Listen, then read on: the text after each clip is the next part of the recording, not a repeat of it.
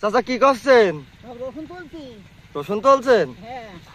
এইভাবে পানি দিয়ে রসুন তুলছেন, রসুন নষ্ট হয়ে যাবে না? না বা রসুন নষ্ট হবে না। তাহলে এই যে তুলছে আর রোদি ফেলাচ্ছি, যাই আমাদের হচ্ছে ওতে ভালো আছে। আর কাল বাড়ি নিয়ে যাবার নেড়ে দেবো, যদি শুকিয়ে যাবে। এটা আবার হচ্ছে বাসায় নিয়ে যে নেড়ে দেবেন না? দেবো, হ্যাঁ। নেড়ে দিলে এটা আবার হচ্ছে শুকাই যাবে। শুকায় যাবে, তখন কেটে বিক্রি করতে পারবো। আর এতে খরচও কম। তাহলে কম খরচে এবং সময়ও তো আপনাদের সাশ্রয় হয়। হ্যাঁ, আর 2 ধরে সব তুললাম। তা নাই তো এই 6-7টা জন লাগতো আমার এই ভুঁড়ে তুলতে, তাও হয়তো না, কেটে পিটে দিত কত।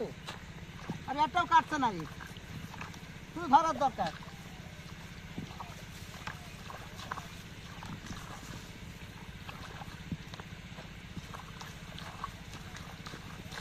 দর্শক, কৃষক জানাচ্ছিলেন যে এই পদ্ধতি অবলম্বন করে যদি রসুন তোলা যায় তাহলে সময় এবং জন খরচ দুটাই সাশ্রয় হবে।